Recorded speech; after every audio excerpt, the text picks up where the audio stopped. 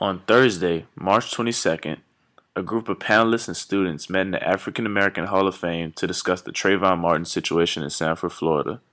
We know that there are a lot of people who are upset, there are a lot of people who are angry, emotions are running high, but this being primarily an academic institution with spiritual undertones, with spiritual foundations, we are calling ourselves together first to gather facts, to learn, to see the evidence, to hear what's going on, to hear from witnesses and experts who can give us color and clarity, to hear different sides of the issue and opinion, and then once we've gathered that information, then to determine the best course of action for standing up, for fighting, and for demanding justice. Some students applauded the idea of this program, but thought we needed to take it a little further.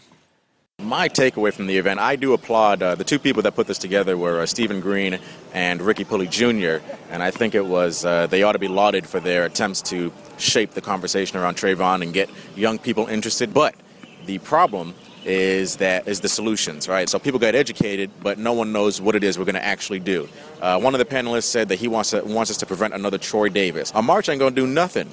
We marched for Emmett Till, we marched for Amadou Diallo, we marched for Sean Bell, we marched for Troy Davis. All of them are dead. No, it didn't amount to anything because we were marching and protesting the wrong thing. So I think that's what I'll take away from the panel. The educational qualities were good, but the solutions are the same thing I've been hearing ever since I was born and the same things I see on PBS documentaries when I hear about 40 or 50 years ago. So thank you very much. I think it was very informative, and I think we got to hear a lot of different information. I especially like the opinion of the man from the Marksman Club at Georgia Tech.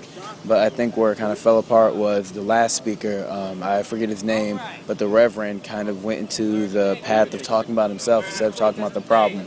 And when you go in that direction, you move away from hitting on issues and you move toward making this a people thing and something about yourself, a personality event. Okay, so do you think this event will spark other, action?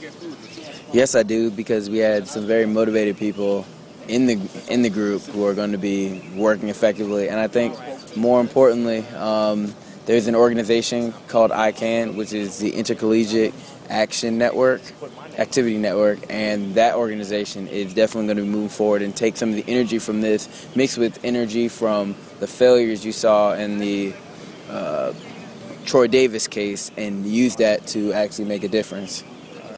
This is Curtis Jackson reporting in front of King's Chapel. Thank you.